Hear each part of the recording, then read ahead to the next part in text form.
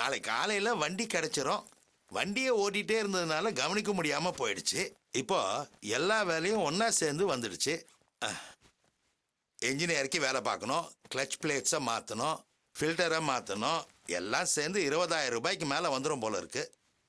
இப்போ ட்ரிப்பு போயிட்டு வந்த காசு என்கிட்ட 12,000 ரூபாய் இருக்கு. 8,000 ரூபாய் ஷார்ட் ஆகுது. அதுக்கு தான் என்ன பண்ணுறதுன்னு தெரியல. நான் சேட்டுக்கிட்டே கேட்டேன், 8,000 ரூபாய் கொடுங்க, அப்புறம் வண்டி வேலையில கழிச்சிக்கலான்னு. அவரு எஃப்சி வாங்கினதுக்கு அப்புறம் தான் காசு தருவேன்னு கண்டிப்பா சொல்லிட்டாரு. அவரு வியாபாரி, அவரை சொல்லி ஒன்றும் தப்பு இல்லை.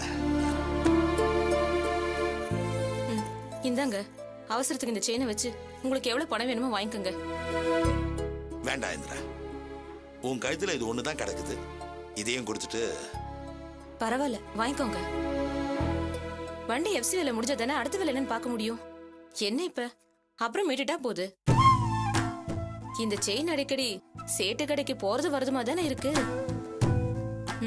இதை வச்சு பணம் வாங்கிக்கோங்க. தீபா இன்ஜினியரிங் தான் படிக்கணும்னு சொல்லல, வேற ஏதாவது டிகிரி கோர்ஸ் கூட படிக்கிறேன்றா. ஆனா நீங்க தான். அவ அப்படிதான் சொல்லுவா, நான் கஷ்டப்படக்கூடாதுன்னு நினைக்கிறா. நம்மளால முடியவே முடியாதுன்னா பரவாயில்ல, போராடினா முடியும் போது நம்ம ஏன் போராடக்கூடாது? நாளைக்கு அவ இன்ஜினியரிங் முடிச்சு பட்டம் வாங்கும் போது நீயும் நானும் அந்த விழால முன்னால உட்கார்ந்து இருப்போம். அப்போ இந்த கஷ்டம் எல்லாம் மறந்தே போயிடும்.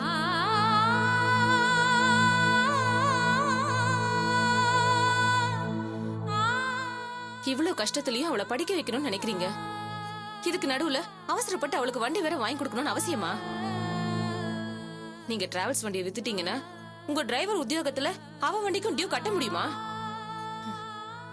வாழ்க்கைய திட்டம் போட்டு வாழலன்னா அது எங்கேயாவது போய் கவுத்து விட்டுடும். என்ன திட்டம் போடலன்னு சொல்ற? இப்ப நம்ம அப்படிதான் வாழ்ந்துட்டு இருக்கோமா? தீபாவை படிக்க வைக்கணும்னு நினைக்கிறது உனக்கு அகலக்கால் வைக்கிற மாதிரி தெரியுதா? என் பொண்ணு நல்லா படிச்சு முன்னுக்கு வரணும்னு நான் நினைக்கிறேன், அது உனக்கு தப்பா தெரியுதா? ஒரு சாதாரண டிரைவருக்கு மகளா பிறந்ததுனால அவ படிக்கணும்னு ஆசைப்படுறதே தப்புன்னு சொல்றியா? இப்ப நீ என்ன சொல்ல வர? நான் இப்ப என்னங்க சொல்லிட்டேன்? ஏன் என் மேல இப்படி கோவப்படுறீங்க? இந்த குடும்பத்தோட கஷ்ட நஷ்டத்துல எனக்கும் பங்கு இருக்குங்க. அத கேட்க எனக்கு உரிமை இல்லையா? நான் நம்ம குடும்பத்துக்காக தானே பேசிட்டு இருக்கேன். இப்ப இருக்கிற செலவுல அவளுக்கு வண்டி வாங்கி தந்திருக்கணுமா? அவ காலேஜ் சேர்ந்ததுக்கு அப்புறம் கூட வாங்கி கொடுத்துருக்கலாமேன்னு தானே சொல்றேன். அதை ஏன் தப்பா எடுத்துக்கிறீங்க? இந்த வண்டி வாங்கினதுல நீ இப்படிதான் சொல்லிட்டு இருக்க. அந்த வண்டி தானே உன் கண்ணை உறுத்திக்கிட்டே இருக்கு. தப்பு என் மேலதான். வண்டிக்குன்னு 12,000 ரூபாய் ரெடி பண்ணிட்டேன், 8,000 ரூபாய் குறையுதுன்னு உங்ககிட்ட சொன்ன பாரு, அதுதான் என் தப்பு. ஏதோ ஒரு வேகத்துல செயினை கைடி கொடுத்துட்டேன். அப்புறம் ஐயோ செயின் போயிடுச்சேன்னு கவலை உன் மனசுல வந்துருச்சு. அதான் இப்படி எல்லாம் பேசுறேன். எனக்கு உன் செயினே வேண்டாம், நீ ஏன் வச்சுக்கோ. 8,000 ரூபாய் தானே, அதை என்னால சம்பாதிக்க முடியாதா? ஏன் அவசரப்பட்டு வார்த்தை விடுறீங்க? நான் இதை உன மனசுல வச்சுட்டு பேசல. நம்ம கல்யாணம் இவ்வளவு வருஷம் ஆகுது, ஏன் என்ன புரிஞ்சுக்க மாட்டேங்கிறீங்க? அதான் எனக்கு வருத்தமா இருக்கு. தீபாக்கு வண்டி வாங்கின படத்துல எனக்கு ஏதாவது வாங்கி கொடுக்கன்னு கேட்டேன் நானு. நீங்களே கஷ்டப்படுறீங்க. இந்த கஷ்டத்துக்கு நடுவுலயும் இந்த பாரத்தையும் தூக்கி உங்க தலையில ஏத்துக்க வேண்டாம்னு தான் நான் நினைச்சேன். உங்களுக்காகவும் நம்ம பிள்ளைங்களுக்காகவும் தான் நான் வாழ்ந்துட்டு இருக்கேன். அதையே நீங்க புரிஞ்சுக்க மாட்டேங்கிறீங்க. நீங்க நல்லா இருந்தாதான் இந்த குடும்பம் நல்லா இருக்கும். உங்களை நான் நினைச்சு கவலைப்படுறது தப்பா? எப்படியோ போகட்டும்னு என்னால இருக்க முடியாதுங்க. எனக்கு நீங்களும் நம்ம பிள்ளைங்களும் தாங்க உலகம். எனக்கு இந்த செயின் பெருசு இல்லைங்க. நீங்க கட்டின தாலி இந்த கழுத்துல ஓட்டிட்டு இருந்தா அதுவே போதுங்க.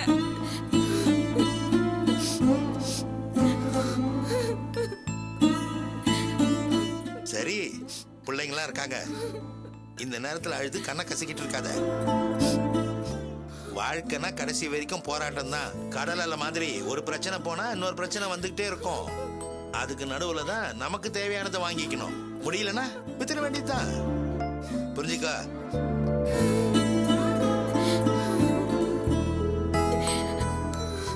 அழுவுறத நிறுத்து, பிள்ளைங்க மனசு கஷ்டப்படும். ஆமா, நீங்க பெத்த பொண்ணோட மனசு கஷ்டப்பட்டா உங்களுக்கு தாங்காது. நான் யார பெத்த பொண்ணு தானே, அதான் என்ன அழ வச்சு பாக்குறீங்க. சரி விடு. இந்த 4 நாள்ல 2000 கிலோமீட்டருக்கு மேல வண்டியை நான் ஓட்டிட்டு வந்திருக்கிறேன். நீயே புரிஞ்சுக்கலன்னா வேற யார் புரிஞ்சுப்பா? போ. போய் வேலையை பாரு, நான் குளிச்சுட்டு வந்துடுறேன்.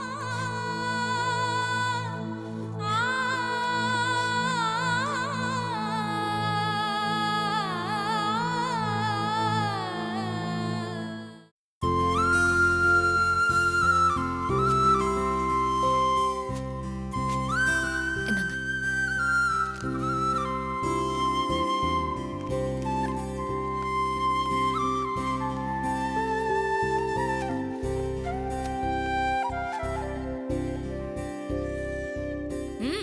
வாங்க வாங்க.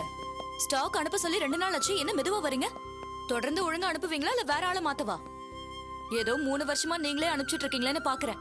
இப்படியா பண்றது? கடையில கஸ்டமர் கேக்குற பொருளை நாங்க கொடுக்க வேணாம்? இந்த செக் ரிட்டர்ன் ஆயிடுச்சு. முதலாளி கேஷா கேட்டாரு, இல்லாட்டி வேற செக் போட்டு கேட்டாரு. செக் ரிட்டர்ன் ஆயிடுச்சா? ஏங்க 3 வருஷமா உங்க கூட பிசினஸ் பண்றோம், எப்பவாவது இப்படி நடந்திருக்கா? செக்கை பார்த்துட்டு பேசுங்க மேடம். ரிட்டர்ன் ஆகலன்னா அப்படி கொண்டு வருவோமா? அக்கவுண்ட் நம்பர், அமௌண்ட், கையெழுத்தெல்லாம் கரெக்டா தானே இருக்கு, அப்புறம் எப்படி செக் ரிட்டர்ன் ஆச்சு? எல்லாம் சரியாதாம்மா இருக்கு. பின்னாடி பேங்க் ஸ்லிப் இருக்கு, அதை பாருங்க. இன்சஃபிஷியன்ட் ஃபண்ட்ஸா? பணம் இல்லையா? செக் இஷ்யூ பண்ண அன்னைக்கே பணத்தை கொடுத்து பேங்க்ல கட்ட சொன்னேனே, அது எப்படி பாஸ் ஆகாம போகும்? என்னம்மா பேசுறீங்க? பணம் இருந்தா ஏமா அது திரும்பி வருது? சரி, அதுக்காக ஸ்டாக் அனுப்பாம நிறுத்தணுமா? நான் உங்ககிட்ட எத்தனை வருஷமா பிசினஸ் பண்ணிட்டு இருக்கேன், என் மேல நம்பிக்கை இல்லையா? ஏமா பணம் தர லேட் ஆனாலும் ஸ்டாக் அனுப்புறதை நாங்க நிறுத்த மாட்டோம். ஆனா செக் ரிட்டர்ன் ஆயிடுச்சே, இது எங்களை ஏமாத்துற வேலை இல்லையா? அப்போ நான் உங்களை ஏமாத்துறேன்னு சொல்றீங்களா? பின்ன பொருளை வாங்கிட்டு செல்லுபடியாகாத செக்கை கொடுத்தா எப்படி? எங்களை ஏமாத்துற மாதிரி இல்ல?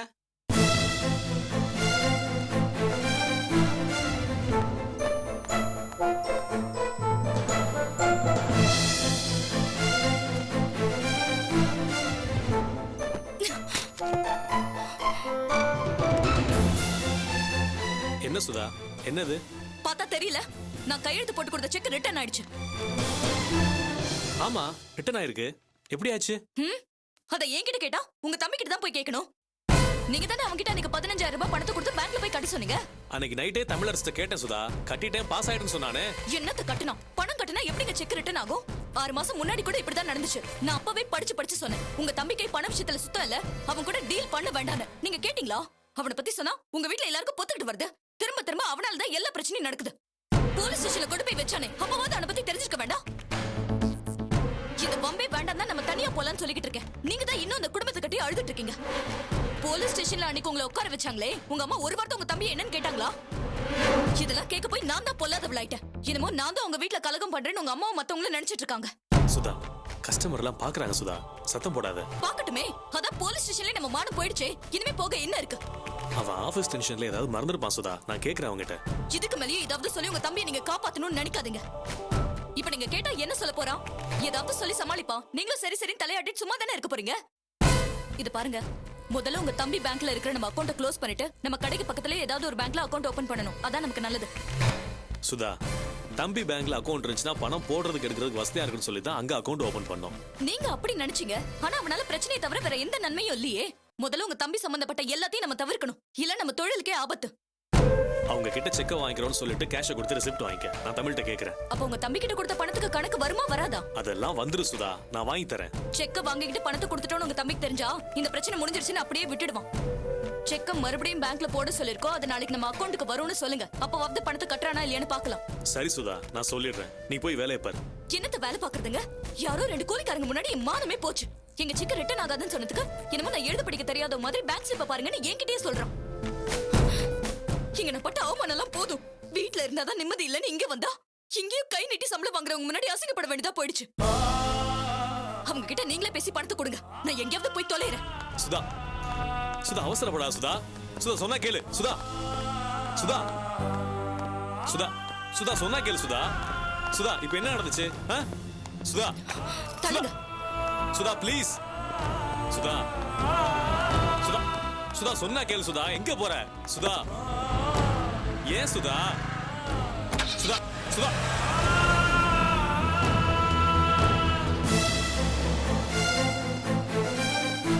என்னடா என்னடா இது இன்னும் 4-5 இடத்துக்கு போய் கலெக்ஷன் பண்ணணும். ஏங்க செக் கொடுத்து எவ்வளவு நாள் ஆகுது? இப்பதான் கலெக்ஷன் போடுவீங்களா? சார் முதலாளி ஊர்ல இல்லைங்க சார். அவர் வந்ததுக்கு முன்னாடி தான் மொத்தமா எல்லா செக்கையும் போட்டோம். சரி, லேட்டா கலெக்ஷன் போட்டீங்க, ஒரு ஃபோன் பண்ணி சொல்ல மாட்டீங்க? சார் இதெல்லாமா சார் சொல்லிட்டு இருப்பாங்க. உங்க செக்கில் இது வரைக்கும் எந்த பிரச்சனையும் வந்தது இல்லையே சார். அதுவும் ₹1,00,000 இருந்தாலும் பரவாயில்ல, ஃபோன் பண்ணி சொல்லலாம். இது வெறும் ₹15,000 தானே சார். நீங்க தான் அந்த அக்கௌண்ட்ல செக் பண்ணணும். தப்பெல்லாம் நீங்க பண்ணிட்டு எங்களை போட்டு இம்சம் பண்றீங்க. அதுவும் இல்லாம நாங்க ஸ்டாக்கை கொடுத்துட்டு 90 நாள் கழிச்சு தான் செக்கே வாங்குறோம்.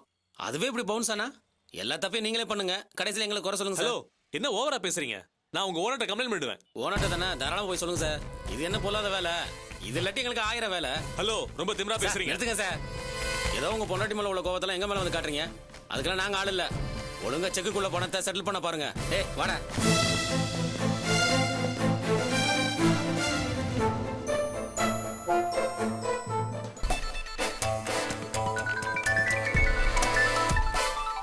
சொல்லு புவி. ஏய், ஏன்டா அப்படி இருக்க? ஆ? அன்னைக்கு 5,000 கொடுத்து கடை அக்கவுண்ட்ல கட்ட சொன்ன கட்டினியா இல்லையாடா? என்னைக்கு? டேய், விளையாடாதடா. அது கூட உனக்கு ஞாபகம் இல்லையா? அந்த பணத்தை நீ கட்டவே இல்ல. அதனால பார்ட்டிக்கு எங்களுக்கு பெரிய பிரச்சனை ஆயிடுச்சுடா. சுதா அவங்களுக்கு கொடுத்த செக் வேற ரிட்டர்ன் ஆயிடுச்சு. அது அவமானமா நினைச்சிட்டு கடையில இருந்து கோச்சிட்டு போயிட்டாடா. ஏன் புவி டென்ஷன் ஆகுற? இப்பதான் எனக்கே ஞாபகம் வருது. அன்னைக்கு கனக சார்போட அம்மாவுக்கு உடம்பு சரியில்லை. அந்த பணத்தை தூக்கி அவங்ககிட்ட கொடுத்துட்டேன். மகாலட்சுமி மேடத்திட்ட செக்கை பாஸ் பண்ண சொல்லியிருந்தேன். அங்கதான் எங்கேயோ மிஸ்டேக் இருக்குன்னு நினைக்கிறேன். நீ ஒன்றும் கவலைப்படாத. அது என்னன்னு செக் பண்ணி நான் சொல்றேன். என்னடா பேசுற? உனக்கு கொஞ்சமாவது பொறுப்பு இருக்கா? நீ பண்ண வேலையால இங்க எவ்வளவு பெரிய பிரச்சனை ஆச்சு தெரியுமா? சாரி புவி, நான் தான் மறந்துட்டேன்னு சொல்றேன்ல. மகாலட்சுமி மேடம் எல்லா செக்கையும் கரெக்டாக பாஸ் பண்ணி விட்டுருவாங்க. இது ஏதோ மறந்துட்டு இருக்காங்க போல இருக்குது. சரி, அந்த அமௌண்ட் நான் உங்ககிட்ட கேஷாக கொடுத்துருவா இல்லை உன் அக்கௌண்ட்ல கட்டிடுவா? ஆமாடா, இப்ப கேளு. இப்பதான் உனக்கு அந்த கேஷ் பத்தி ஞாபகம் வருதா? சுதா சொல்ற மாதிரி உனக்கு கொஞ்சம் கூட பொறுப்பே கிடையாதுடா. இவ்வளவு பெரிய விஷயத்த மறந்துட்டேன்னு சாதாரணமா சொல்றிய. இதை விட பெரிய பெரிய விஷயத்தெல்லாம் நீ மறந்துட்டிய. டேய், என்னடா சொல்ற? நான் இதை மறந்தேன். உன் மனுஷாச்சி கேளு சொல்லும். நீ என்ன சொல்றேன்னு எனக்கு புரியலடா. இத்தனை நாள் ஆகி இன்னும் இந்த விஷயத்த நீ ஏன் அம்மா கிட்ட சொல்ல எனக்கும் புரியல. நீ வீடு கட்டுற விஷயம் தெரிஞ்சா இந்த உலகத்திலே முதல் சந்தோஷப்படுறாள் நம்ம அம்மா தான். அவங்க கிட்ட இந்த விஷயத்த சொல்லாம மறைச்சிருக்கிய. இப்ப நீ பணத்தை பத்தி கேட்கறதுனால இதை பத்தி நான் உங்ககிட்ட கேட்கல. நீ அம்மா கிட்ட சொல்லாதே மனசு ரொம்ப கஷ்டமா இருந்தது. எனக்கு எதையும் மனசுல வச்சுக்க தெரியாது, அதான் கேட்டேன். இதுக்கு மேலாவது இந்த விஷயத்த அம்மா கிட்ட சீக்கிரம் சொல்லு. வேற யாராவது சொல்லி அம்மாவுக்கு தெரிஞ்சதுன்னா அவங்க மனசு ரொம்ப கஷ்டப்படும். அப்பா இல்லைல்ல, அம்மா மனசு கஷ்டப்படாம நாம தான் பாத்துக்கணும். உன் பணத்துக்கு நாளைக்கு நான் ஏற்பாடு பண்றேன். பை.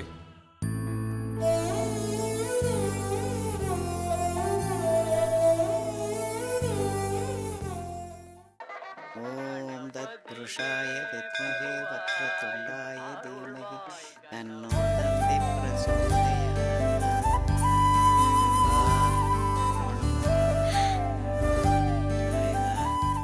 பாட்டி ஆ? நல்லா இருக்கீங்களா? என்ன பாட்டி, என்ன தெரியலையா?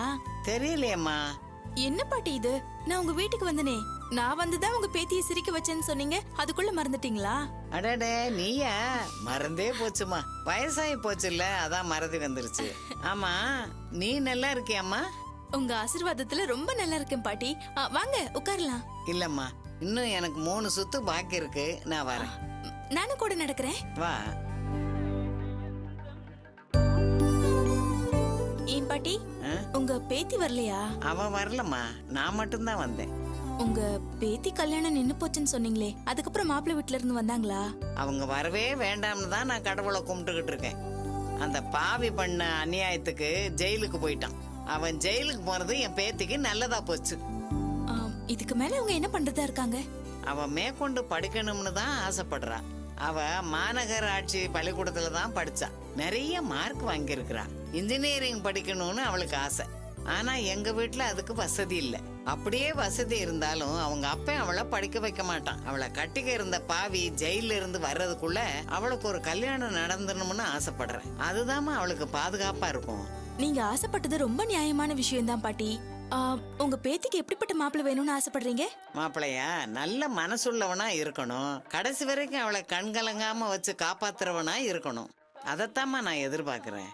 நீங்க எதிர்பார்க்கிற மாதிரி உங்க பேத்திக்கு நல்ல மாப்பிள்ளையே அமைவாரு. ஏன் பாட்டி, ஆ? நீங்க ஆசைப்படுற மாதிரி உங்க பேத்திக்கு நானே ஒரு நல்ல மாப்பிள்ளைய பாக்கட்டுமா? அப்படியா? உனக்கு தெரிஞ்சவங்க யாராவது இருக்காங்களா? ஒரு நல்ல மாப்பிள்ளை இருக்காரு. அவர் உங்க பேத்தி மனச புரிஞ்சு நடந்துப்பாரு. அவரை கல்யாணம் பண்ணிக்கிட்டா உங்க பேத்தி வாழ்க்கை ரொம்ப நல்லா இருக்கும் பாட்டி. நீ சொல்ற மாப்பிள்ளை யாருமா? அவரை பத்தி நான் சொல்றதை விட இந்த கோயில கூட்டிட்டு வரேன், நீங்களே நேர்ல பார்த்து பேசுங்க. உங்களுக்கு பிடிச்சிருந்தா மேற்கொண்டு மத்த விஷயங்களை பேசி முடிவு பண்ணலாம். அதெல்லாம் சரிம்மா. துளசி வாழ்க்கையில நிறைய பிரச்சனைகள் இருக்கு. அவங்க அப்பனுக்கு பெரிய வசதி எல்லாம் இல்ல. அப்படியே வசதி இருந்தாலும் அவன் துளசிக்கு ஒண்ணுமே பண்ணாம ஒதுக்கித்தான் வச்சிருப்பான். அவ அப்பன் ஒரு குண்டுமணி நகை கூட போட மாட்டாம்மா.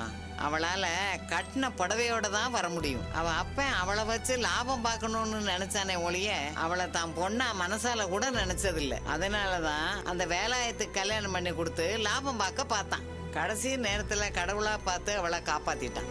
ஏன் பாட்டி அவங்க அப்பா இப்படி இருக்காரு? அவ அப்பனை பத்தி தெரிஞ்சுக்கிறத விட என் பேத்தியை பத்தி நீ சில விஷயம் தெரிஞ்சுக்கணும்.